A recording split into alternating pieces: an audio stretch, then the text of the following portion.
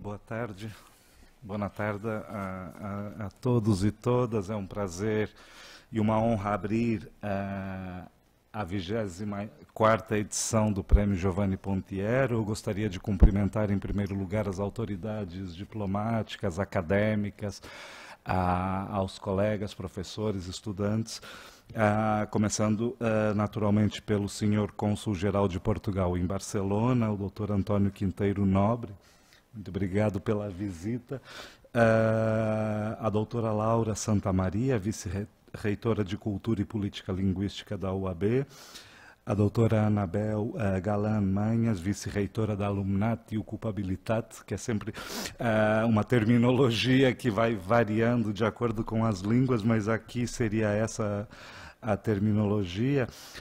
A decana da Faculdade de Tradução e Interpretação, a doutora Olga Torres, a diretora do Centro de Língua Portuguesa do Instituto Camões de Barcelona, Ana Beatriz Ribeiro de Carvalho, enfim, a todas as pessoas, vejo vários colegas, vários estudantes. Em segundo lugar, eu gostaria de dar os parabéns também aos centros envolvidos, em particular ao Centro de Língua Portuguesa e à FTI, por mais essa iniciativa, que já tem uma longa trajetória. De fato, vamos para quase um quarto de século de Prêmio Giovanni Pontiero. Foi inaugurado em 2000 pela sempre querida amiga e professora Helena Tanqueiro, que certamente estará muito feliz por mais esta edição e pela continuidade tão bonita que tem dado a Ana Beatriz Carvalho, perdão. E, de fato, foi ela, juntamente com José Saramago, que idealizaram este prêmio, que faz jus, que homenageia as pessoas que se dedicam à tradução literária. Em terceiro lugar, e naturalmente numa posição não menos importante, bem pelo contrário, eu gostaria de dar os parabéns a Paula Abramo, a tradutora, a autora da tradução vencedora deste ano. De fato, gostaríamos muito que estivesse entre nós, não é? Mas presencialmente, mas infelizmente devido à distância e aos compromissos já assumidos não foi possível. Temos-la sim presencialmente, mas de maneira virtual. E, portanto, saudações, muitos parabéns. Estamos diante de uma tradutora que, apesar de sua juventude, já acumula uma longa experiência, uma trajetória pautada pela qualidade, pelo rigor, pela exigência.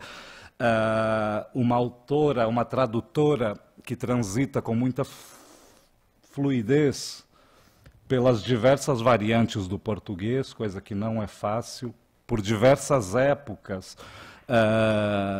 em que se ambientam essas obras, o que também não é propriamente fácil, e que ganha o prêmio deste ano, traduzindo uma obra complicada, diria, já que é ambientada num espaço urbano, atual, contemporâneo, a partir de uma linguagem muito, muito exigente, inclusive para as pessoas nativas. Portanto, é muito bom lidar com um tipo de tradução como essa, lidar com um tipo de tradução que parte do intraduzível para fazer desse mesmo intraduzível um motor de reflexão, de recriação, de transcriação, e eu penso que é disso que se trata e devemos erguer o brinde à tradutora, à tradução e a essa autora, não é? Essa tradutora que faz circular as literaturas de língua portuguesa pela América Latina de uma maneira tão consistente e há tanto tempo. Portanto, muitos parabéns a Paula Abramo por esse La Cabeça del Santo, tradução do original A Cabeça do Santo, de Socorro Acioli. Eu passo, então, agora a palavra à doutora Laura Santamaria, vice-reitora de Cultura e Política Linguística da UAB. Obrigado.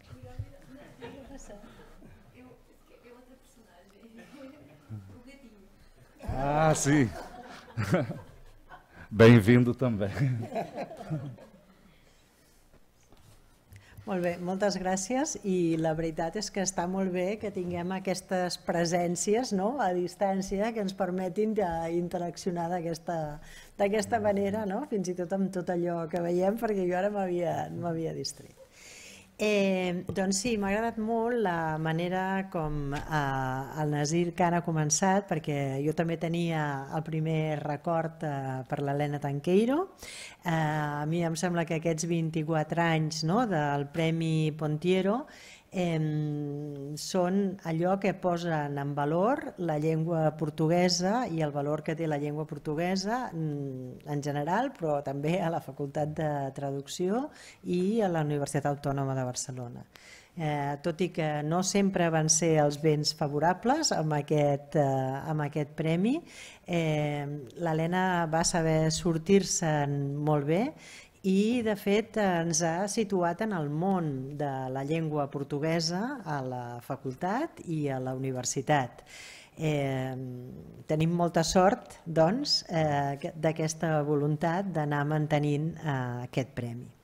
He fet una repassada per poder dir alguna cosa, he fet una repassada de qui eren les persones que havien intervingut, com ho estàvem comentant just abans de començar, i a mi em sembla que només la pàgina del premi té un valor que és un valor molt important. A mi em sembla que hi surten moltes tesis, només de revisar qui són les persones, qui són els autors als quals s'ha premiat, perquè dibuixen aquest panorama de la llengua portuguesa i de la literatura portuguesa. Després, perquè tenim aquí els traductors que mostren sempre unes veus molt decidides, i això és el que forma part també de la idiosincràsia del premi, valorar com s'ha fet aquesta traducció. Aquí tenim també amb nosaltres el Sala Sanauja, que també va rebre un premi i també ha format part, o va formar part durant molts anys del jurat del premi, i a mi em sembla que aquelles decisions que es van prendre fa tants anys ara tenen també un valor històric, i aquest valor històric fa que aquests traductors, per una banda, si algú es dediqués a estudiar com es van fer aquestes traduccions, també veuríem de quina manera ha evolucionat el concepte de traducció durant tots aquests anys. I també les persones convidades també resulten molt interessants de veure qui són les persones que s'han convidat, tal com dèiem al començament, oi? Quines són les persones, perquè això també ens dona un panorama d'aquesta literatura portuguesa i de quins són els factors que hi giren al voltant. Per tant, diguéssim que podríem fer moltes tesis. Podríem fer tesis del panorama literari portuguès, podríem parlar d'ideologia i traducció sobre les obres traduïdes, i podríem parlar també de models de traducció. O sigui que segurament ara, per l'any 25, per quan faci 25 anys que tenim aquest premi, potser aquesta seria una altra de les línies que des de la universitat i des del punt de vista de la recerca ens hauríem de permetre també d'explorar. I aquí acabo, però jo el que vull dir és que fins ara he estat valorant el premi, o he volgut dedicar unes paraules al que per mi ha representat aquest premi durant tots aquests anys, però sobretot també per la qualitat humana d'aquest premi, perquè durant tots aquests anys hem fet que ens hagin fet amics amb els traductors premiats, amb les persones que han estat convidades, i que evidentment hagin pogut també establir un vincle més directe amb el que són totes les institucions que representen la llengua portuguesa. Per tant, l'enhorabona i molt feliç d'avui ser aquí.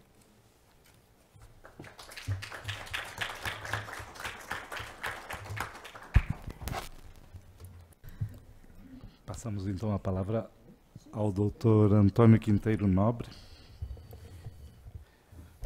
Fala em português? Então, boa tarde.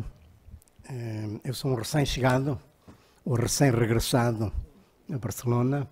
Eu vim substituir a doutora Ana Coelho, a anterior cônsul-geral, que teve que regressar antecipadamente a Lisboa. Vou ficar até ao verão e para mim é um regresso, porque eu já estive várias vezes neste lugar. Assisti a 5 edições do prémio entre 2001 e 2006. Lembro-me de estar ali sentado com o António Lobantunes, que foi uma coisa inesquecível, não é? E é sempre inesquecível vir, a ideia de vir aqui é sempre uma coisa muito importante para mim, não só porque sou cônsul-geral e sou um diplomata. A nossa especialidade são as relações humanas, e não há relações humanas se não há comunicação, e não há comunicação se não há tradução e interpretação.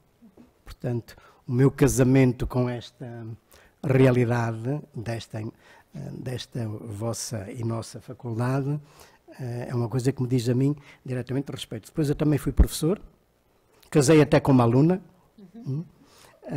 e portanto, tudo o que diz respeito ao ambiente estudantil e ao ambiente dos professores, toca sempre o melhor de mim mesmo, gosto de pensar. Estou muito satisfeito de estar de volta. Não tenho muito mais a dizer porque acabei de chegar, a não ser que me congratulo muito com o facto de reencontrar este prémio que sempre fez parte do meu imaginário como diplomata. Não é? Fico muito contente de poder falar em português. Lembro-me que quando estive cá das outras vezes, nunca falei em português. Falei sempre em espanhol. Eu não sei falar catalão, percebo bem o catalão, mas falá-lo é outra coisa, é falá-lo bem. Procuro não falar mal o espanhol, que já não é pouco para um português. Portanto, parabéns à premiada, parabéns à Universidade e contem connosco, como sempre, do Consulado-Geral de Portugal, para aquilo que acharem que nós podemos ser úteis. Obrigado. Bona tarda a tothom. Soc l'Olga Torres, degana de la Facultat de Traducció i Interpretació. És un honor molt gran poder celebrar un any més aquest premi i he de dir que ens encanta, el que més ens agrada, el dia del premi és important, però ens agrada sobretot llegir les obres que participen en el premi. I aquest any hi ha hagut 31 obres que s'han presentat al premi. O sigui que, Paula, había 31 obras que han participado este año en el premio. La meva feina en aquesta cerimònia és llegir l'acta del jurat. O sigui que llegiré l'acta del jurat. Molt bé. Acte del jurat del 24è Premi Giovanni Pontiero de Traducció 2024 per traduccions al castellà d'obres originals en llengua portuguesa instituït en memòria del gran traductor Giovanni Pontiero. El jurat del 24è Premi Giovanni Pontiero, constituït per Olga Torres Ostenc, Nasir, Ahmed Khan, Anabel Galán, Joaquim Sala Sanauja i Ana Beatriz Ribeiro de Carballo, que actua com a secretària sense vot, reunit aquest 15 de novembre de 2024, havent deliberat sobre les 31 traduccions que es presenten, totes publicades en castellà entre l'1 de gener de 2022 i el 31 de desembre de 2023, d'acord amb les bases de la convocatòria d'enguany, pren l'acord de concedir el 24è Premi Giovanni Pontiero a la senyora Paula Abramo.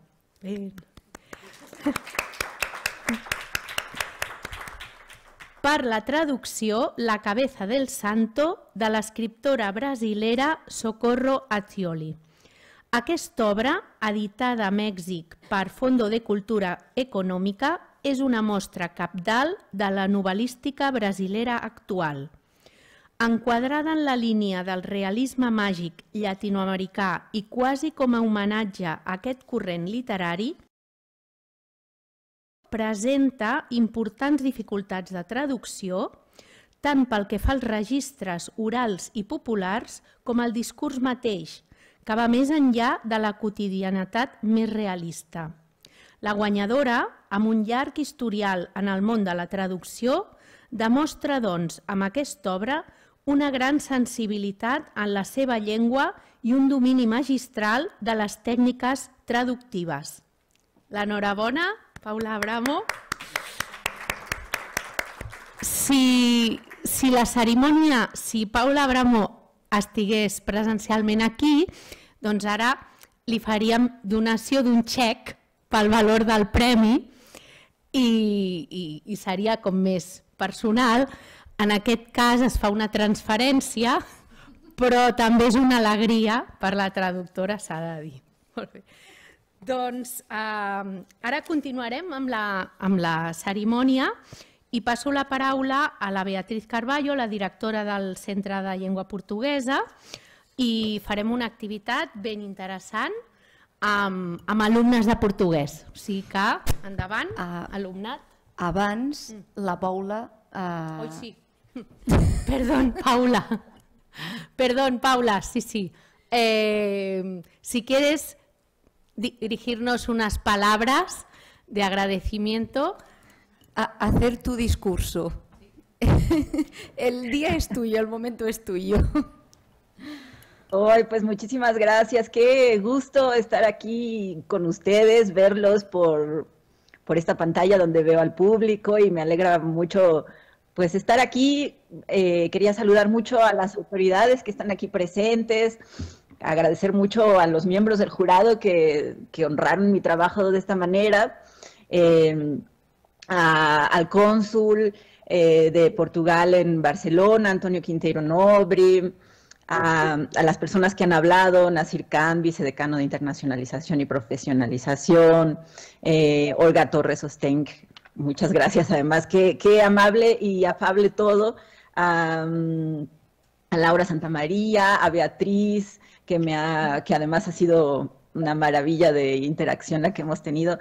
Pues muchísimas gracias a todos ustedes que están aquí, a los estudiantes y a las personas de la facultad.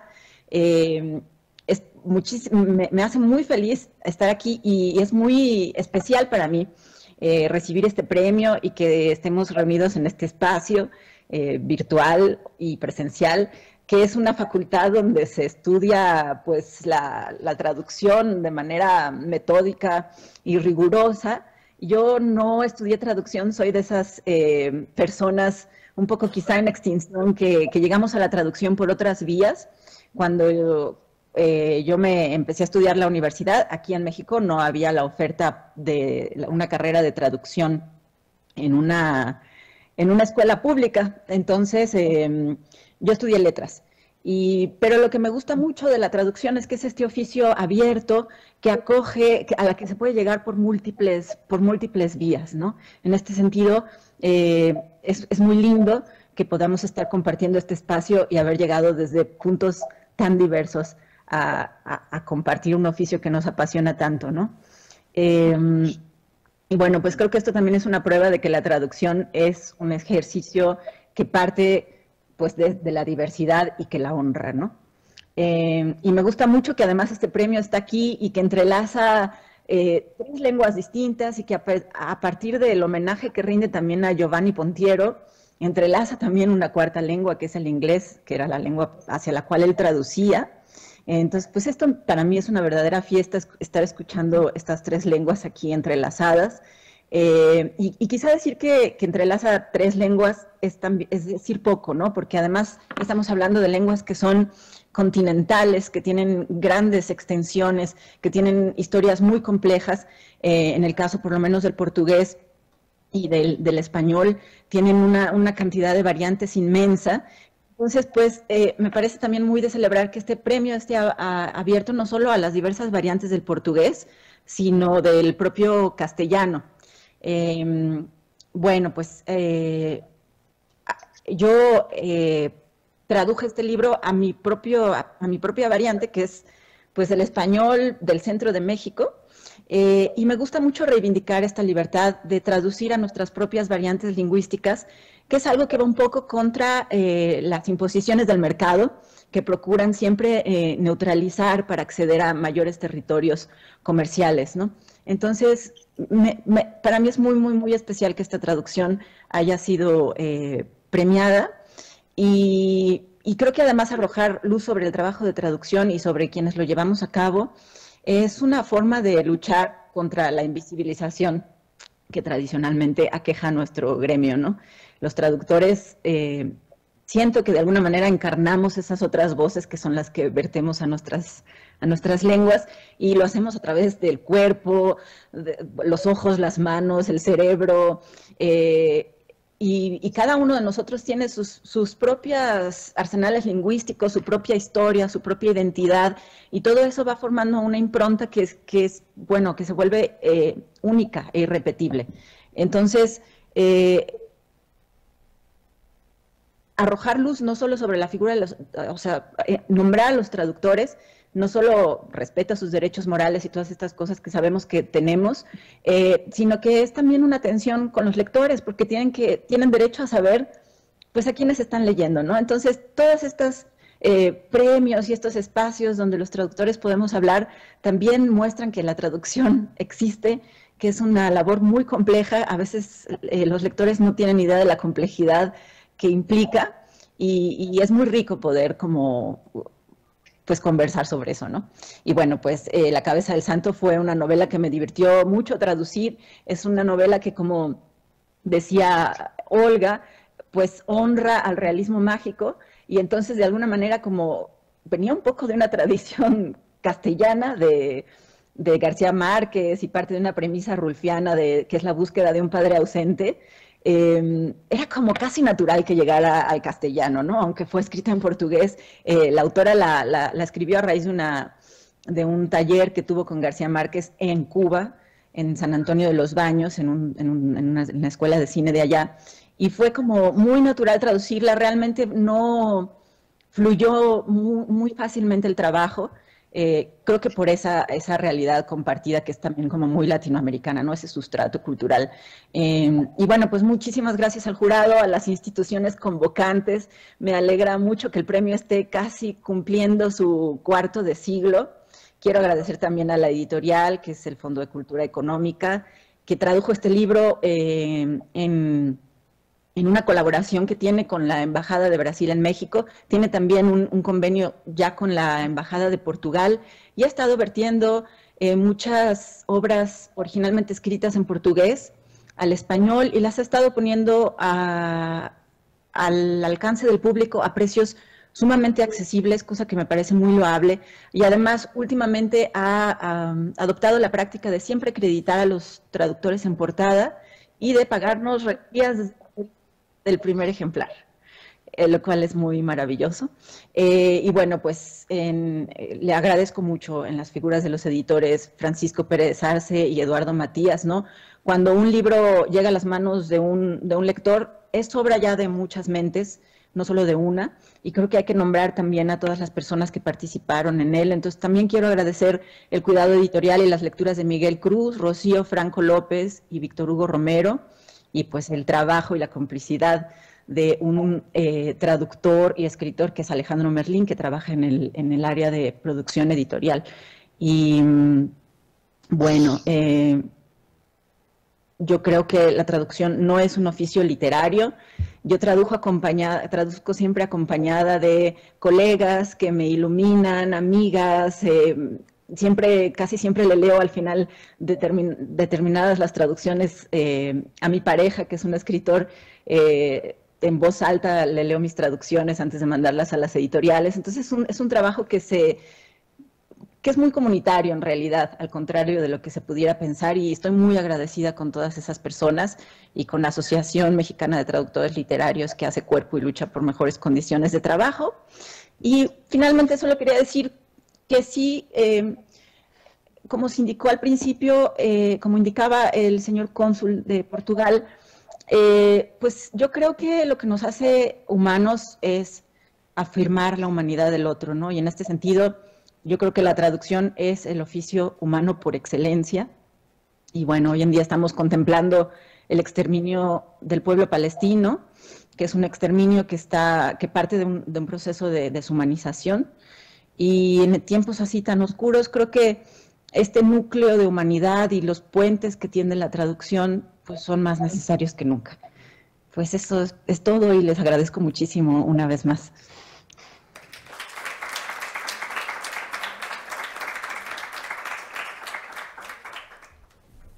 Pois, boa tarde, buenas tardes.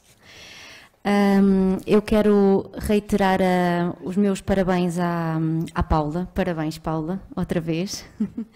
Agradecer também a presença de todos vocês aqui, o Sr. Cônsul de Portugal, a Vice-Reitora, outra Vice-Reitora, Decana, Joaquim, Nazir, colegas, alunos, e muito obrigada. Quero agradecer também a quem assiste virtualmente. Eu acho que a editora está a assistir, a editora Fundo de Cultura Económica, sim. Portanto, muito obrigada. E fazer uma menção, reforçar o que o Nazir disse, de deixar o agradecimento à Helena Tanqueiro, que foi a fundadora deste prémio, e que realmente fez um trabalho magnífico e que nós tentamos perpetuar. Pois então, Nazir, tanto o Nazir como a Laura falaram de autores, que eu achei muito bonito. Eles falaram da Paula como autora. Ela é autora, sem dúvida, mas autora como autora da tradução, e isso é magnífico, porque eu trouxe a frase de José Saramago, que é muito conhecida, sobre os tradutores, e que diz o seguinte: os escritores fazem as literaturas nacionais e os tradutores fazem a literatura universal. Sem os tradutores, nós, os escritores, não seríamos nada, estaríamos condenados a viver fechados na nossa língua. E a Paula é perita nestas duas artes, tanto na da literatura nacional como na da literatura universal. Ela, nascida em 1980, dá aos leitores hispanofalantes a oportunidade de conhecer escritores de variedades muito distintas. Escritores como Socorro Acioli, que é brasileira, Gonçalo M. Tavares, Ana Luísa Amaral, e também de géneros diferentes, não só romance, como também poesia.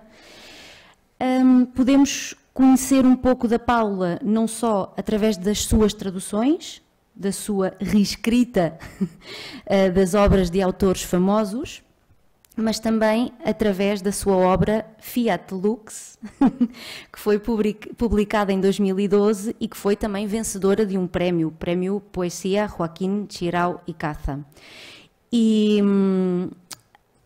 nela a Paula ensina-nos a riqueza de ser-se plurilingue, ou seja, de respeitar essa mesma diversidade que ela mencionou aqui, do facto de estarmos a falar 3 línguas, catalão, espanhol, português. Ela, na sua obra, também celebra essa diversidade linguística. Parece-me ser uma pessoa que desejamos ter por perto, digo parece, pois nós não nos conhecemos, mas pelo que tive a oportunidade de perceber, através das nossas breves conversas prévias à cerimónia, a amabilidade, simpatia, doçura, simplicidade foi o que recebi do outro lado do oceano. Portanto, muito obrigada, Paula. Obrigada. E agora, nós temos aqui também connosco alunos da Faculdade de Tradução. Temos o Daniel, o Dani, a Marta e o Bernat, a quem eu agradeço o interesse e a participação. E eles têm algumas perguntas para ti, Paula. Portanto, vamos começar e começamos já com 2 perguntas, uma do Dani e outra da Marta. Eu queria perguntar como foi o seu início na tradução.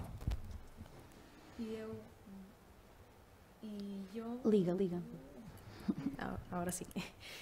Y yo, ¿cómo te abriste camino en el mundo laboral como traductora?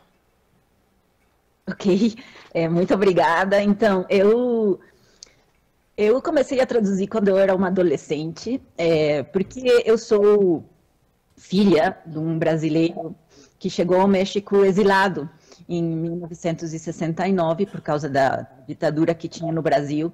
E ele acabou aqui. E o México é o país mais distante do Brasil, na América, né?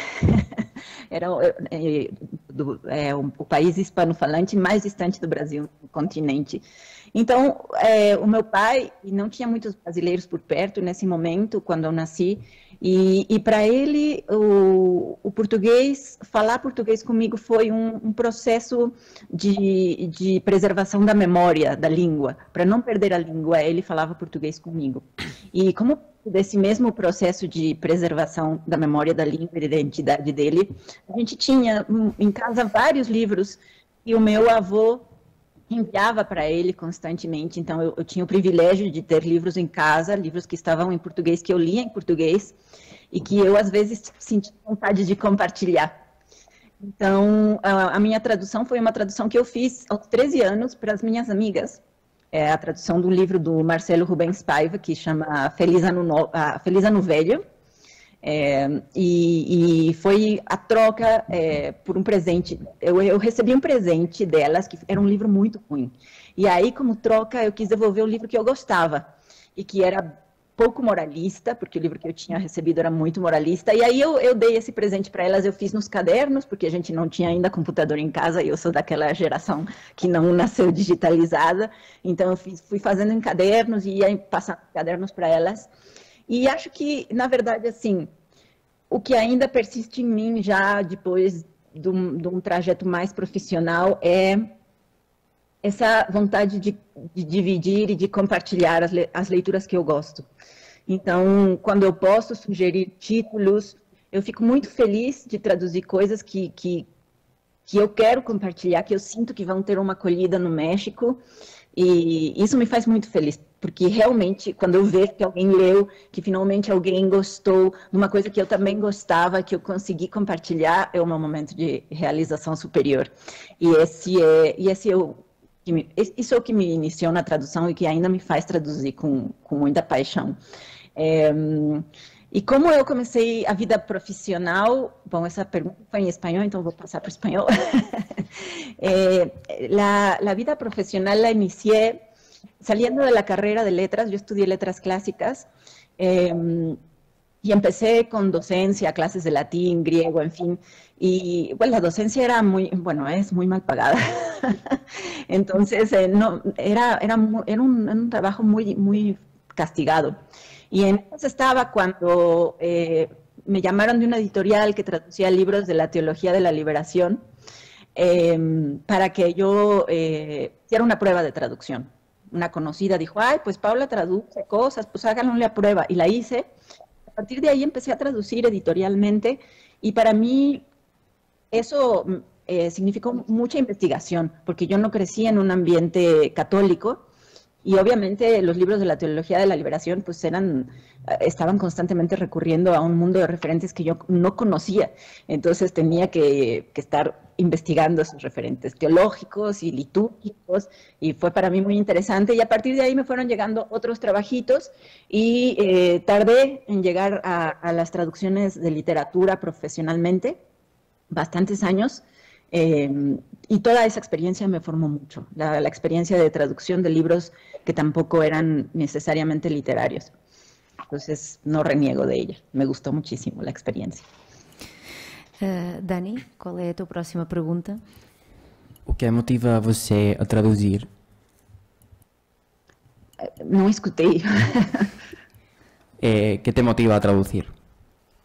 Pues este deseo de compartir y además la verdad que gozo muchísimo resolviendo problemas. Me parece que a veces traducir es como hacer contorsionismo dentro de espacios cuyas premisas nosotros no decidimos, que están puestas de antemano, que primero tenemos que descifrar y luego tratar de movernos dentro de esas premisas que desciframos. Entonces es un ejercicio intelectualmente me parece riquísimo, es un ejercicio de crítica textual, a veces casi actoral, me parece, como que tenemos que ponernos en los zapatos de los personajes y manifestar la rabia, entonces, o la alegría, o el humor, y es delicioso, es una cosa que además me hace siempre salir de mi ambiente de mi espacio de confort, de mi espacio de confianza, porque pues yo no decido esas reglas, ni decido esos registros, ni decido esos temas, y eso me hace crecer muchísimo, estoy constantemente aprendiendo mucho. Muy bien. Bernat, tu tens perguntas sobre a tradução literária. Força. Oi? Sim. Bom, eu ia te perguntar sobre se foi mais difícil traduzir uma obra de realismo mágico, mas você já respondeu antes isso, falou que foi mais fácil. Mas eu queria saber se era mais, se tinham algum tipo de dificuldade o fato de traduzir elementos mágicos e não uma realidade. Sim, é uma pergunta muito, muito legal, agradeço muito. Na verdade, não foi difícil, porque é mágico, mas é realismo. Então, a gente parte de um esquema lógico e de muitos referentes que são reais, né? Então, não tem não tem animais fantásticos, não tem coisas que não existam no mundo e que precisem de novos nomes. O que acontece são... na história, algumas questões que são milagrosas, mas que não necessariamente significavam um desafio textual, estilístico. Aí a questão foi mais que tinha muitos referentes que eram reais, que os mexicanos não iam conhecer, então eu anotei. E aqueles que eram inventados, por exemplo, a cidade onde acontece tudo, que é Candeia, eu deixei sem anotar, porque não existe. Mas também não queria colocar uma nota que falasse essa cidade não existe, né? Porque ia ser muito chato. Então eu deixei assim. E eu lembro que foi engraçado quando foi o processo de revisão do livro, que uma das revisoras procurou a cidade no mapa e achou que tinha um erro e tentou corrigir para fazer com que a cidade fosse uma das cidades que existem, que tem nomes muito parecidos e estão na mesma região. Ela fez tudo que eu tinha feito também, né? Só que eu não achei a cidade, aí eu perguntei para a autora, essa cidade existe? Ela falou, não existe. Então, eu entendo perfeitamente o que ela fez, e eu falei, por isso que a gente não vai anotar nada, e os leitores vão ter que suspeitar que essa cidade não existe, procurar fazer pesquisa por eles próprios. Mas tudo era muito real, na verdade, no livro, assim. A materialidade da vida, os diálogos, não tinham desafios especiais a não ser o registro oral e a linguagem coloquial, né? Mas não os elementos fantásticos. Bom, e tinha outra pergunta que é sobre outra coisa que você também falou antes, que era sobre como foi traduzir expressões, palavras dialetais e gírias de um dialeto do português para um dialeto do espanhol. Ou seja, claro, porque você falou que traduziu a obra para o espanhol mexicano central. E lá eu acho que tem diferentes expressões que tinha que encontrar equivalências entre o brasileiro e o mexicano. Porque a obra tem diálogos que são muito engraçados, tem personagens que têm nomes engraçados, então eu sentia que tinha que ser engraçado em espanhol, e as gírias e a coloquialidade sempre são locais, né? Não, eu acho que se a gente tentar pensar numa linguagem coloquial neutra, isso não vai existir ou vai ser pobre, vai ser rudimentar. Então a parte mais divertida foi essa, das gírias e da oralidade que tem no romance, que eu domestiquei. Quer dizer, eu tentei não domesticar os elementos culturais, como as comidas, os lugares, a religiosidade popular, tudo isso ficou brasileiro. Mas os diálogos ficaram com esse registro da oralidade mexicana, porque eu queria que os leitores aqui percebessem que que aquilo era engraçado, que era coloquial, que era desse jeito, assim, sem frescuras.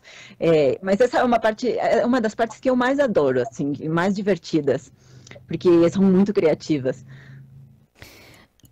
No sé si nos podrías dar algún ejemplo o si te acuerdas de alguna anécdota o alguna de la traducción. La verdad es que no, bueno, tengo acá el libro, pero no sé, tendría que hojearlo un poco. No, tranquila, pues si te acuerdas, seguimos y si te acuerdas después ya nos dices. Então agora passamos a perguntas sobre, muito mais no âmbito profissional. Marta. Bueno, yo quería preguntar sobre, bueno, como bien sabes, la traducción es, como muchas otras disciplinas, un mundo bastante competitivo y a la hora de buscar y mantener clientes. Y me gustaría saber cómo haces para mantenerte serena y no dejarte hundir en esa competición, por decirlo de alguna manera. Y me parece que la competición es algo que, o sea, que no depende de nosotros, traductores entre nosotros como colegas, sino que depende de una realidad de precarización, ¿no? De que a veces las editoriales, sobre todo los grandes consorcios, pues quieren un lucro mayor y en consecuencia bajan las tarifas de traducción y eso hace que haya traductores que cobran muy poco, sobre todo los traductores que están empezando y que son los que están más vulnerables a la explotación. En ese sentido, creo que lo que nos toca es organizarnos y hacer que el trabajo de traducción se pague bien a quien sea, así tenga una larga carrera o está empezando, porque eso no, el trabajo es difícil para cualquiera, tanto para los que ya tenemos varios libros traducidos como para los que están empezando, y tiene que remunerarse bien. Y a la medida en que se remunere bien, todos vamos a poder vivir un poco mejor de la traducción trabajando menos, ¿no? Porque no tendríamos que traducir muchísimos libros si un libro no lo pagan muy bien. Y a eso disminuiría mucho quizá la competencia, ¿no? Pero para eso pues sí tenemos que organizarnos para que nuestro gremio esté menos precarizado. Eso es lo que yo creo. Y yo por eso estoy en la Asociación Mexicana de Traductores Literarios y en otros colectivos, y creo que es importante esa parte. En realidad, entre colegas lo que he encontrado ha sido mucha más solidaridad y diálogo y afabilidad que competencias. Y bueno, algo que me ha tocado es que a veces me llaman para traducir un libro que yo sé que alguien más estaba traduciendo, y lo que sí digo es, a ver, está esta otra persona que está traduciendo este libro, mejor llámenla a ella, ¿no? Y creo que eso es como un pequeño principio ético que me gusta obedecer, pero fuera de eso, creo que lo que toca es trabajar por mejores condiciones de trabajo. E falando de competição, temos também a competição com outra área. Dani, qual era a tua outra pergunta? Esta es una pregunta un poco polémica. ¿Cuál es tu opinión sobre la inteligencia artificial y si piensas que existe un riesgo que pueda afectar negativamente a los traductores? Yo sí creo que existe un riesgo, creo que muchos de nuestros colegas, sobre todo los que están más en el área de traducción técnica o de textos periodísticos, están corriendo un riesgo importante. La inteligencia artificial quizá pueda ser una buena herramienta para quien quiera utilizarla. Yo no la utilizo, pero bueno, utilizo procesadores de texto y esas cosas, pero no he hecho nunca una traducción que parta de una cosa como ChatGPT o algo así. Pero el que las editoriales la impongan, sí me parece que es pues una cosa. Y creo que de alguna manera la traducción literaria está más o menos preservada de ese riesgo. No quiero decir que no vaya a intentarse traducir literatura con inteligencia artificial, creo que ya se está haciendo y creo que en el fondo eso, las principales víctimas de eso van a ser los lectores y las lectoras, porque los experimentos que yo he hecho por jugar me muestran que la inteligencia artificial no está todavía y quizá nunca esté en condiciones de traducir obras literarias que tengan cierto grado de complejidad. Cualquier obra necesita una investigación importante, una noción de a qué contexto se está traduciendo, de cuáles son las alusiones que están en juego. Es decir, no es un trabajo maquinal el que hacemos, es un trabajo artesanal, autoral, que como decíamos, parte de una crítica, parte de una serie de investigaciones y una serie de criterios que son humanos. Entonces, creo que hay ciertos nichos de la traducción que no están amenazados, pero muchos otros sí, y creo que son muy importantes los esfuerzos que sí se están haciendo para tratar de reglamentar eso, y de manera que afecte menos al gremio. Pues sí, y pasando a la parte económica de la traducción, Marta. Bueno, tal vez suena una pregunta un poco impertinente, pero me gustaría saber que si mantienes la traducción como tu único o mayoritariamente único ingreso y si crees que se pueda vivir solamente de la traducción solamente la traducción, o sea, ya no hablo de edición de textos o otras cosas. Yo tengo la suerte de sí vivir de la traducción editorial, pero bueno, para vivir de la traducción sí tengo que traducir muchos libros al año. Me gustaría traducir menos, es decir, me gustaría que cada uno estuviera mejor pagado para no tener que traducir tantos. Y también debo decir que, bueno, en México existe un programa de becas importantes de apoyo a la traducción y etcétera, que ayuda y que complementa ese ingreso. Por ejemplo, yo ahorita tengo una beca que es el Sistema Nacional de Creadores de Arte, que tiene un área de traducción y que es una beca que dura 3 años para desarrollar el proyecto que uno quiera. Y claro que así sí se puede vivir de la traducción, pero considero que no todo el mundo lo puede hacer porque no todo el mundo tiene como acceso a este tipo de apoyos. Y pues sí, o sea, sí se puede. Ahora, quizá haya que apoyar la traducción editorial con otros tipos de traducción, como interpretación, como traducción de textos más técnicos o académicos. Creo que se puede, aunque es un poco pesado. Y otra pregunta, también ligada a esto, como futura traductora y que, bueno, voy a empezar, digamos, me gustaría saber de qué manera gestionas estos presupuestos, los presupuestos de las traducciones y qué características crees que debería valorar un traductor para aplicar en sus presupuestos, para hacer trabajo que luego pues no se remunere o que no aparezca en el presupuesto. Sí, ahí hay varias cosas a considerar, ¿no?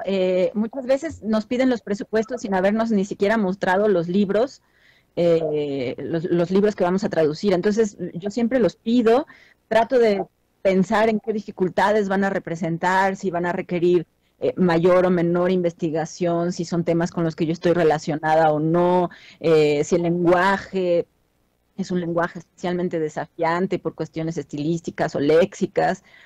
Y todo eso me hace pensar en qué tiempos tengo que pedir.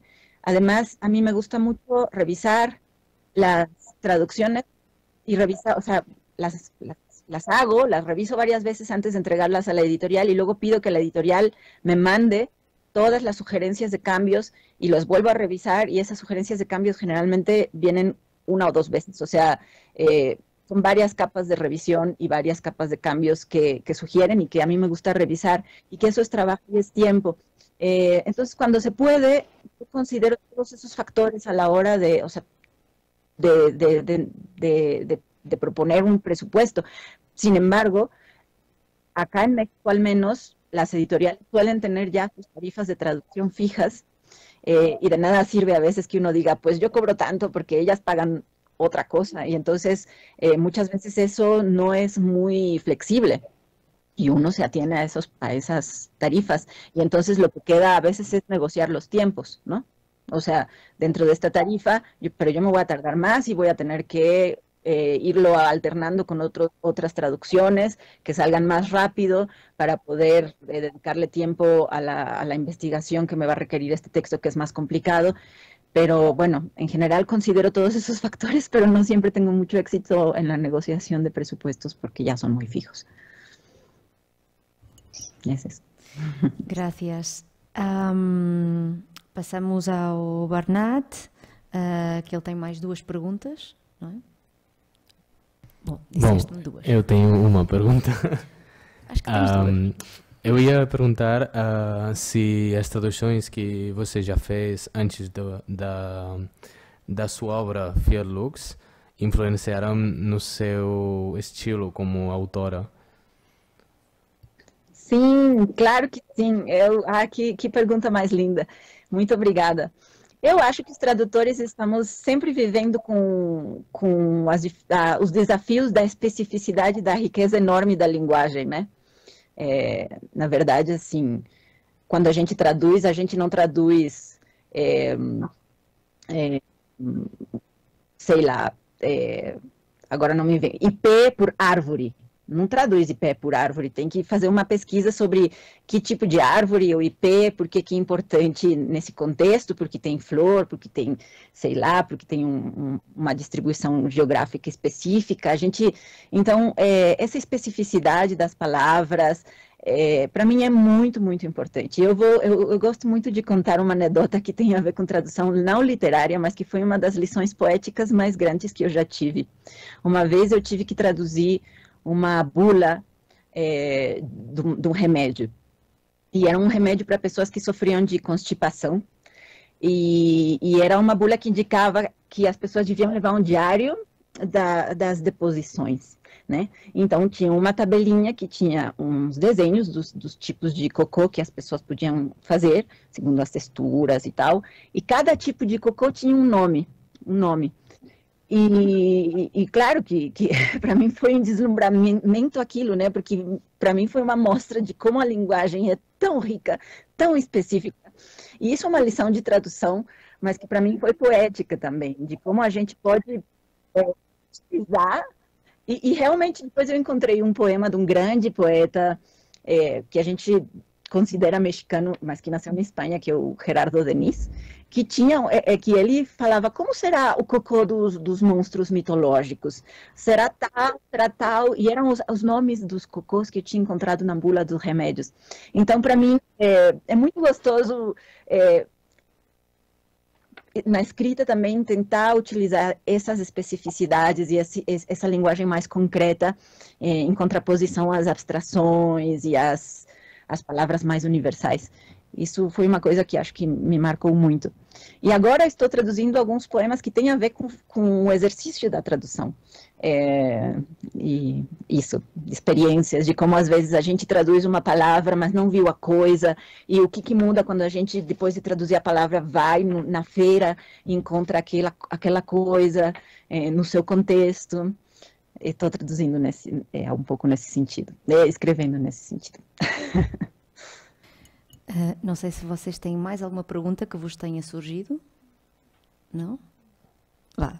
Bom, aqui não sei se isso era para ligar com outro tema, mas eu ia perguntar se você tem pensado em escrever mais. Sim, eu escrevo, mas muito pouco, mas escrevo. E a tradução rouba muito do meu empenho de escrita, porque para mim também a tradução é uma escrita, né? Então, a minha energia meio que acaba um pouco dirigida maioritariamente à questão da tradução, e às vezes quando sobra um pouco eu escrevo, mas assim, vou muito devagar, também não tenho pressa, mas dia desse sai algum livrinho novo, assim, já está quase pronto um segundo livro. Sim, era isso que eu também ia perguntar, se havia obra a caminho ou não. eu tenho um pedido, não sei se nos poderias falar um pouco sobre a tua obra Fiat Lux. Se quiseres, podes dizer em espanhol, como preferires. Bom, é um poemário que eu escrevi muito tempo atrás e que foi uma tentativa de contar para mim mesma a história da minha família brasileira, com a qual eu tive pouco contato, e as histórias que eu conheci, que é uma história de vários exílios. Os meus avós eram comunistas, trotskistas, e eles foram perseguidos pelo governo de Getúlio Vargas e tiveram que fugir para a Bolívia, e depois voltaram, e depois o meu pai teve que sair do Brasil, e eles vinham, além disso, de outras gerações que tinham chegado da Europa, de anarquistas, enfim, um deles tinha sido... o meu bisavô foi membro do Exército Vermelho, do Trotsky, e acabou construindo igrejas no Brasil, porque era pedreiro. Então, eram histórias que eu sentia que eram muito maravilhosas, mas que chegaram a mim pela leitura de documentos e de um conjunto de cartas que o meu avô escreveu para os seus pais e para a irmã dele, e que eram cartas maravilhosas. Ele escrevia muito bem. Então, eu fui combinando aqueles elementos e tentando iluminar pequenos espaços daquela história para mim mesma, e fui estruturando tudo aquilo com a questão da produção de fósforos, porque a minha avó era operária numa fábrica de fósforos e provavelmente a fábrica pertencia à empresa Fiat Lux, que para mim é maravilhoso que um nome tão grandioso e cosmogônico esteja associado à coisa mais humilde e fugaz que é um fósforo. Então, comecei a pensar nisso, em como os fósforos são produzidos, em que contextos são utilizados, o que eles podem acender, de que madeira são feitos, como são as condições de trabalho das pessoas que trabalham com os fósforos. E essa história do fósforo vai alternando com pequenos episódios da história familiar. E como é uma história que é atravessada por várias línguas, eu tentei também que isso aparecesse no livro. Por isso é um livro que tem um pouquinho de português, um pouquinho de latim, um pouquinho de italiano. Não que eu fale todas essas línguas, mas eu queria que elas estivessem presentes. Obrigada. Agora vamos abrir o turno de perguntas do público. Se alguém tem alguma pergunta, algum comentário que queira fazer à Paula. Se alguém quer fazer alguma pergunta à Paula. Sim. Não se ouve, pois... ¿Oyes? Más o menos, que hablé de todo el proceso. ¿Quieres vir aquí?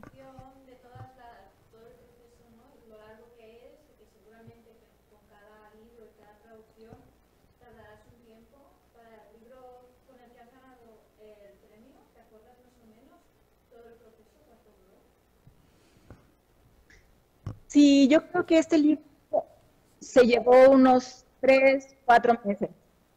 Para mí es difícil calcular porque, claro, es para calcular el tiempo que uno se sienta y hace un primer borrador, pero luego ese primer borrador hay que revisar, y luego uno lo entrega y ahí hay unos hiatos, ¿no? Porque la editorial se tarda en devolver las revisiones, la editorial tiene también sus propios tiempos, entonces eso a veces acaba alargando el proceso general, desde que le entregan a uno el encargo hasta que ya se publica el libro.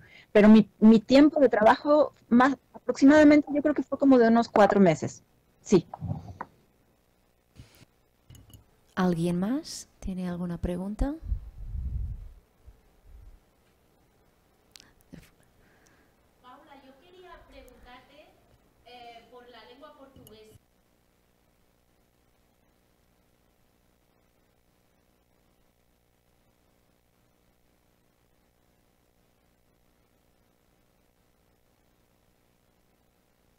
Bueno, además de que de como idealizaciones de que es una lengua bellísima, a mí me gusta mucho, creo que es una lengua que abre la ventana a un mundo muy, muy extenso, ¿no? Es decir, a los países del África lusófona, a Timor, a algunas partes de la India, a Brasil, que en sí mismo es un continente, a Portugal, o sea, de verdad, si uno piensa en qué mundo nos abre esta lengua, es alucinante y hay muchísimo espacio para trabajar ahí.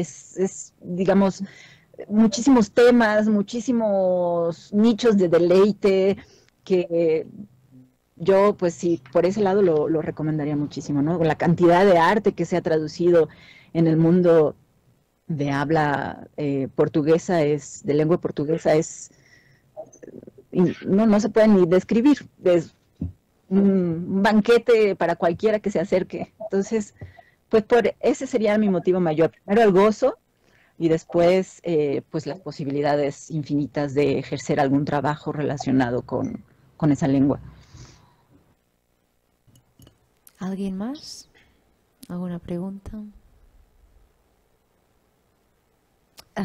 Bernat, sim. Bom, não é uma pergunta, mas é um comentário respondendo para a Olga, que para mim aprender português me abriu uma porta de poder aceder a outras línguas das quais o português se alimenta, entre aspas. Por exemplo, o português que eu aprendi é o brasileiro, e vi que tem muitas palavras que vêm de línguas originárias, e a partir disso eu encontrei a possibilidade de aprender expressões e palavras em línguas originárias tanto da África como da América, coisa que eu acho que é muito importante também. É um pouco estranho que eu possa aceder a essas línguas através de uma língua colonial também, mas eu achei muito interessante a diversidade linguística que tem o português através dessas línguas que, infelizmente, atualmente estão minorizadas. Sim, sim. Sim, vamos aplaudir. Obrigado. Alguém mais? Tem alguma pergunta? Não? Ninguém? Só por curiosidade, é mais fácil, entre aspas, vou utilizar aqui a expressão, traduzir uma obra do português de Portugal ou do português do Brasil para ti? Bom, para mim é muito mais fácil traduzir do português do Brasil, que é a variante que eu falo e estou mais acostumada com as gírias do Brasil, com os registros. Eu sei identificar com maior facilidade os registros, as alusões, os referentes. Então, para mim é muito mais fácil traduzir uma obra do português de Portugal. Requer uma certa pesquisa até para as coisas mais básicas. Eu lembro que uma vez eu traduzi uma obra da Ana Pessoa, que é uma autora portuguesa. Era uma obra feita para adolescentes e ela usava muitas gírias. Uma obra muito linda que chama Maria João. Bom, Mary John é o nome do livro. E aí ela usava muitas gírias que eu não conhecia. Aí eu falava, tem umas coisas que eu não identifico, acho que é isso aqui, isso, aquilo lá. E ela falou assim, mas olha, Paula, não se preocupe, porque já saiu uma edição brasileira e foi totalmente adaptada ao português do Brasil. Eu já tinha traduzido o livro e dei uma olhada na edição brasileira, não usei como base. E às vezes não concordei com as formas em que tinham adaptado as gírias, nem sei se concordo com esse processo de adaptação de gírias ou de tropicalização. Na verdade, eu gostaria de que a gente pudesse ler as gírias de vários lugares do mundo sem sentir que aquilo é um problema. Mas enfim, mas foi muito engraçado cotejar, porque era realmente muito diferente, e aquilo me serviu também como argumento, porque eu usei palavras muito mexicanas, como chido, chale, porque eram adolescentes atuais, urbanos e tal, e eu queria que desse para ver que eles estavam falando em gíria mesmo. E aí a editora falou, não, vamos tirar essas coisas. Eu falei, mas é que olha, em português de Portugal tá desse jeito, em português do Brasil tá desse jeito, em nenhum dos casos é uma linguagem universal, então vamos encarar a gíria mexicana. E consegui, deu certo e foi muito divertido o processo de depois ver os booktubers que falaram do efeito que aquilo tinha produzido neles. Isso é muito interessante porque é uma obra recente, está traduzida para o catalão também, com Mary John, é da Planeta Tangerina, da editora portuguesa, e é muito interessante porque eu não sabia que isso ainda acontecia, porque em Portugal, pelo que eu sei, editoras portuguesas estão a editar autores brasileiros, mas pelo que eu sei e até onde sei, não mexem no conteúdo, portanto, não mexem na linguagem, que é o que deveria ser, não é? Manter tal como foi escrito. Não sabia que tinha passado o inverso, portanto, de Portugal para o Brasil e que tinham adaptado. Interessante. Se ninguém tem mais nenhuma pergunta, não? Então, passarei a palavra a Anabel Galán Mañas, a vice-rectora de Estudiants e Ocupabilitat da la UAB. E muito obrigada, Paula. Muito obrigada, Bernat. E agradeço aos estudantes as perguntas que eles fizeram. Desculpe a interrupção, mas muito obrigada por essas perguntas. Exato.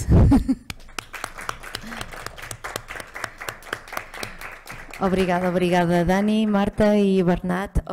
Obrigada Paula, e passo então a palavra à Anabel e à decana depois.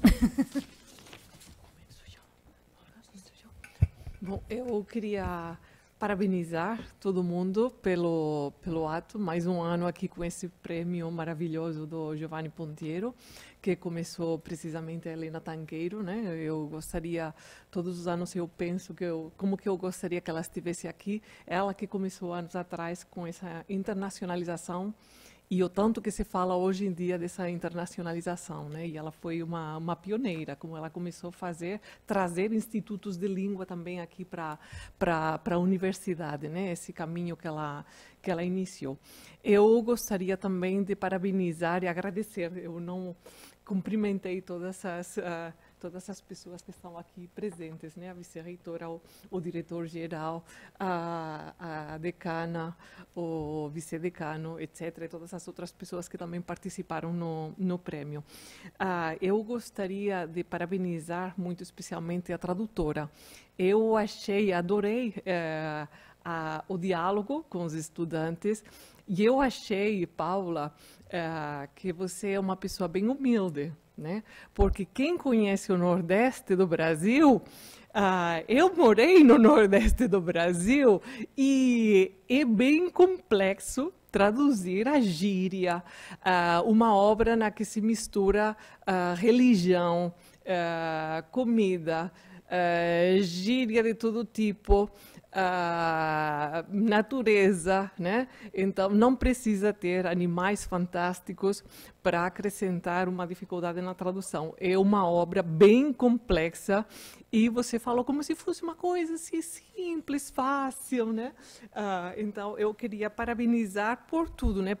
Pelo resultado da tradução, e também por essa humildade com que você falou do seu trabalho.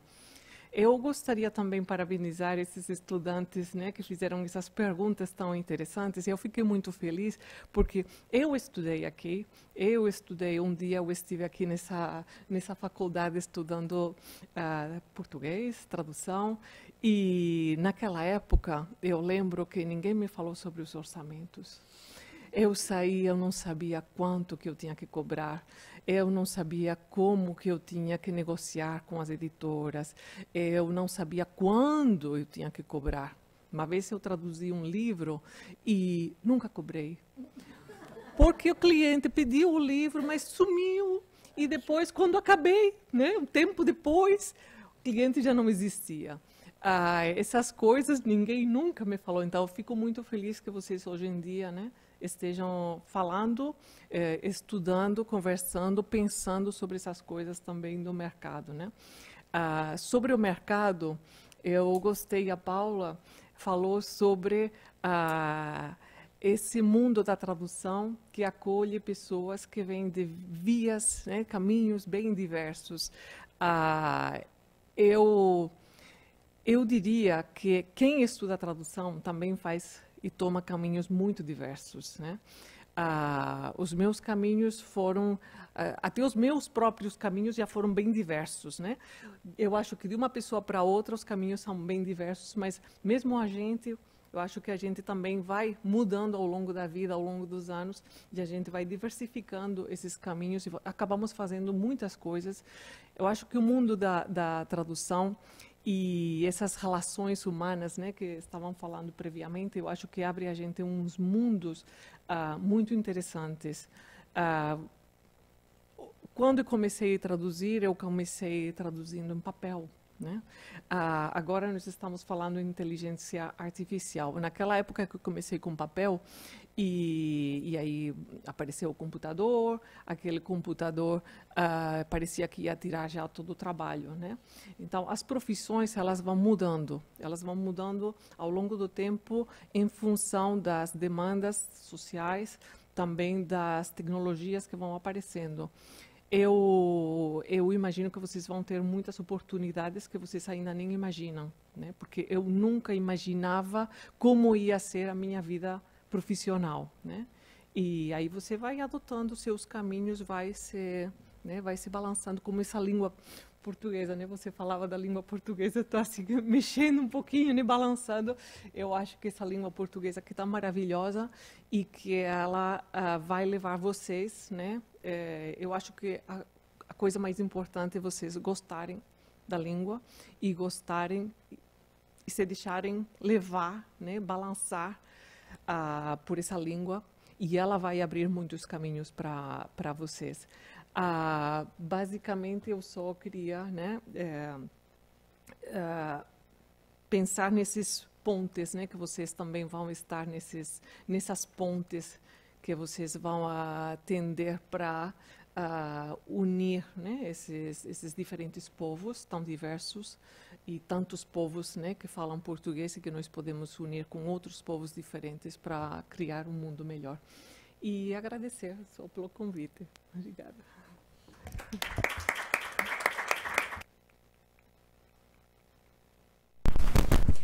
Moltes gràcies, Anabel Galán, la vicerrectora d'Estudiants i Ocupabilitat de la nostra universitat i exalumna i professora també.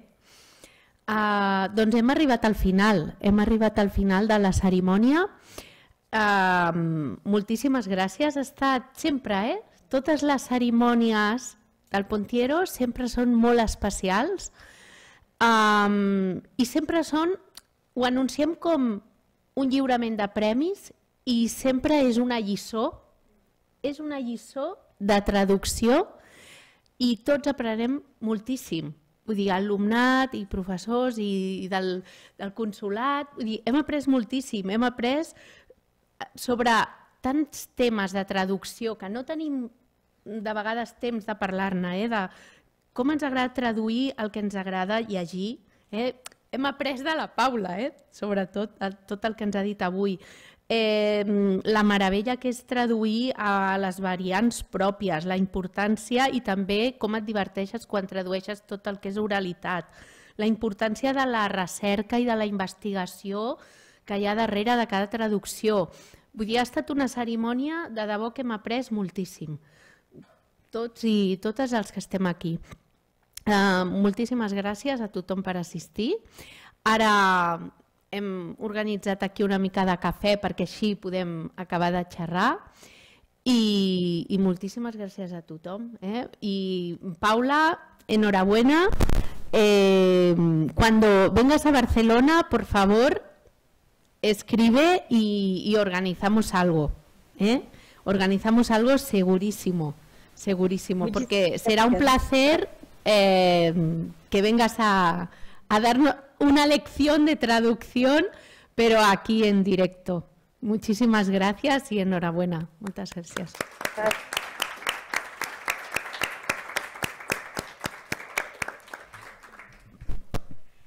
Ya está. Sí. Bueno, Pues Paula, nosotros clausuramos aquí el acto, vamos a tomar un café, si quieres despedirte también. Pues muchas gracias, de verdad que fue muy lindo y muy cálido todo esto y agradezco muchísimo a todos los que nos honraron aquí con su presencia y pues larga vida al premio, larga vida a la traducción, a los estudiantes que gocen mucho los caminos que elijan y que disfruten su cafecito. Yo acá me tomo el mío, los acompaño. Gracias, Paula.